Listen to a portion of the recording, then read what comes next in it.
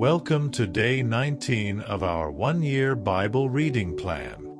Today, we'll witness a powerful moment in Genesis 44 and 45 as Joseph tests his brothers and finally reveals his true identity, bringing a heartfelt reunion.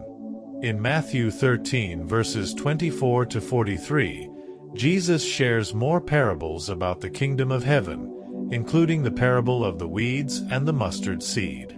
Let's explore the deep lessons in these passages together. Genesis chapter 44.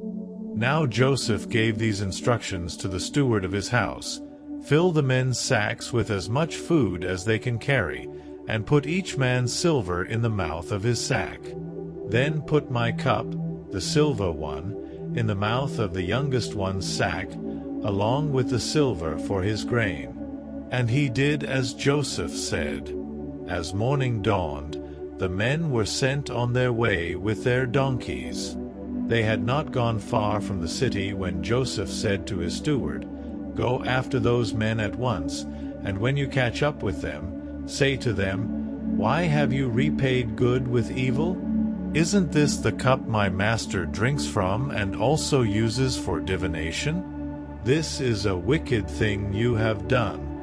When he caught up with them, he repeated these words to them. But they said to him, "Why does my Lord say such things? Far be it from your servants to do anything like that. We even brought back to you from the land of Canaan the silver we found inside the mouths of our sacks.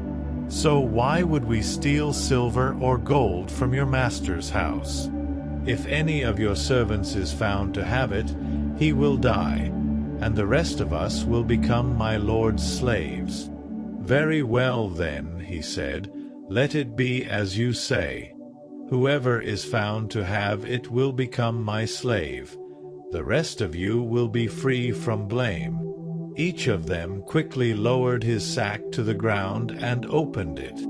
Then the steward proceeded to search, beginning with the oldest and ending with the youngest. And the cup was found in Benjamin's sack. At this, they tore their clothes. Then they all loaded their donkeys and returned to the city. Joseph was still in the house when Judah and his brothers came in, and they threw themselves to the ground before him. Joseph said to them, "What is this you have done? Don't you know that a man like me can find things out by divination? What can we say to my Lord?" Judah replied, "What can we say? How can we prove our innocence? God has uncovered your servant's guilt. We are now my Lord's slaves, we ourselves and the one who was found to have the cup." But Joseph said, "Far be it from me to do such a thing. Only the man who was found to have the cup will become my slave. The rest of you, go back to your father in peace." Then Judah went up to him and said, "Pardon your servant, my lord. Let me speak a word to my lord. Do not be angry with your servant, though you are equal to Pharaoh himself." My lord asked his servants, "Do you have a father or a brother?" And we answered, "We have an aged father, and there is a young son born to him in his old age. His brother is dead, and he is the only one of his mother's sons left, and his father loves him." Then you said to your servants, "Bring him down to me so I can see him for myself." And we said to my lord, "The boy cannot leave his father. If he leaves him, his father will die." But you told your servants, "Unless your youngest brother comes down with you, you will not see my face again." When we went back to your servant my father, we told him what my lord had said. Then our father said, "Go back and buy a little more food." But we said, "We cannot go down. Only if our youngest brother is with us will we go. We cannot see the man's face unless our youngest brother is with us."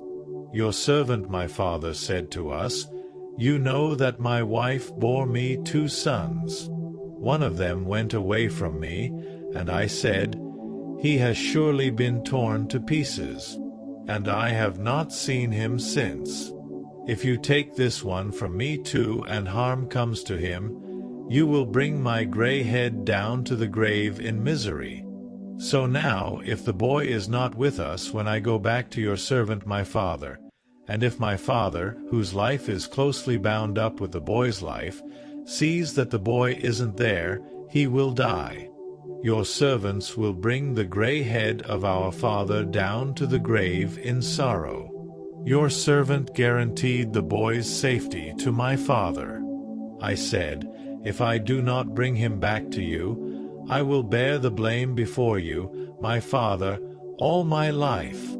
Now then, please let your servant remain here as my lord's slave in place of the boy, and let the boy return with his brothers. How can I go back to my father if the boy is not with me? No, do not let me see the misery that would come on my father."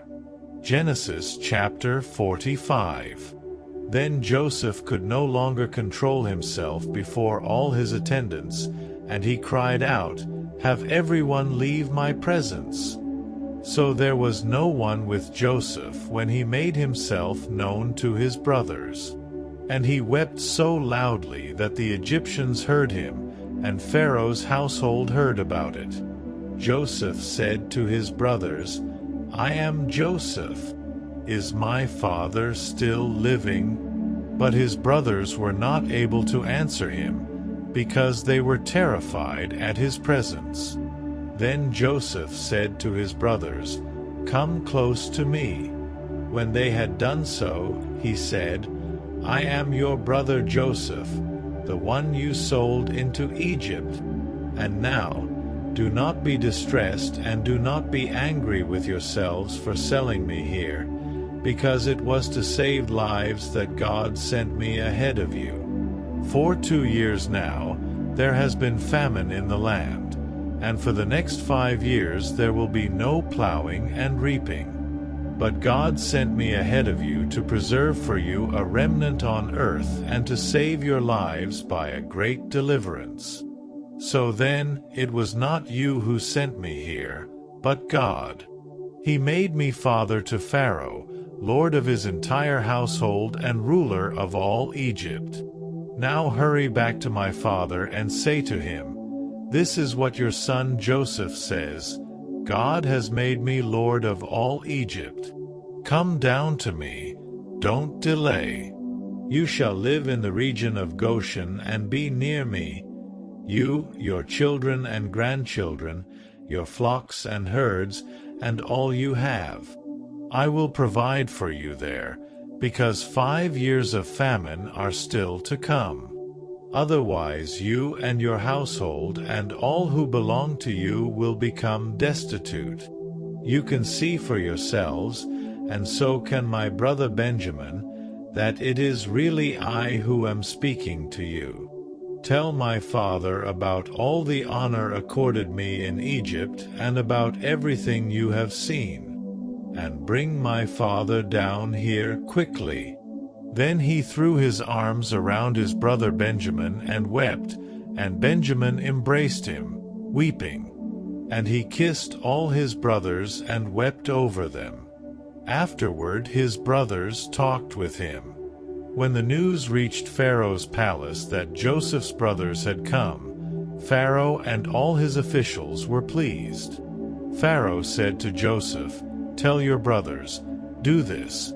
Load your animals and return to the land of Canaan, and bring your father and your families back to me.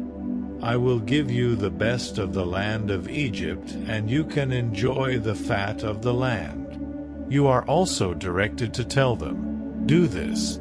Take some carts from Egypt for your children and your wives, and get your father and come. Never mind about your belongings, because the best of all Egypt will be yours." So the sons of Israel did this. Joseph gave them carts, as Pharaoh had commanded, and he also gave them provisions for their journey. To each of them he gave new clothing, but to Benjamin he gave 300 shekels of silver and 5 sets of clothes. And this is what he sent to his father: 10 donkeys loaded with the best things of Egypt, and 10 female donkeys loaded with grain and bread and other provisions for his journey. Then he sent his brothers away, and as they were leaving he said to them, "Don't quarrel on the way." So they went up out of Egypt and came to their father Jacob in the land of Canaan. They told him, "Joseph is still alive. In fact, he is ruler of all Egypt." Jacob was stunned. He did not believe them. But when they told him everything Joseph had said to them, and when he saw the carts Joseph had sent to carry him back, the spirit of their father Jacob revived. And Israel said, "I'm convinced. My son Joseph is still alive. I will go and see him before I die." Matthew chapter 13, 24-43. Jesus told them another parable. The kingdom of heaven is like a man who sowed good seed in his field. But while everyone was sleeping, his enemy came and sowed weeds among the wheat, and went away. When the wheat sprouted and formed heads, then the weeds also appeared. The owner's servants came to him and said, "Sir, didn't you sow good seed in your field? Where then did the weeds come from?" "An enemy did this," he replied. The servants asked him, "Do you want us to go and pull them up?" "No," he answered, "because while you are pulling the weeds, you may uproot the wheat with them. Let both grow together until the harvest. At that time I will tell the harvesters, 'First collect the weeds and tie them in bundles to be burned. Then gather the wheat and bring it into my barn.'" He told them another parable. The kingdom of heaven is like a mustard seed, which a man took and planted in his field. Though it is the smallest of all seeds, yet when it grows, it is the largest of garden plants and becomes a tree, so that the birds come and perch in its branches. He told them still another parable. The kingdom of heaven is like yeast that a woman took and mixed into about 60 pounds of flour until it worked all through the dough. Jesus spoke all these things to the crowd in parables. He did not say anything to them without using a parable. So was fulfilled what was spoken through the prophet, "I will open my mouth in parables. I will utter things hidden since the creation of the world." Then he left the crowd and went into the house. His disciples came to him and said, "Explain to us the parable of the weeds in the field." He answered, "The one who sowed the good seed is the Son of Man. The field is the world, and the good seed stands for the people of the kingdom. The weeds are the people of the evil one, and the enemy who sows them is the devil. The harvest is the end of the age, and the harvesters are angels. As the weeds are pulled up and burned in the fire, so it will be at the end of the age. The Son of Man will send out his angels, and they will weed out of his kingdom everything that causes sin and all who do evil. They will throw them into the blazing furnace, where there will be weeping and gnashing of teeth. Then the righteous will shine like the sun in the kingdom of their Father. Whoever has ears, let them hear. Today's reading reminds us of the beauty of forgiveness and how God's kingdom grows in ways we may not always see. What part of today's scriptures impacted you the most? Joseph's emotional reunion or Jesus' parables about the kingdom? Share your thoughts in the comments, and be sure to join us tomorrow for Day 20 as we continue this incredible journey through God's Word.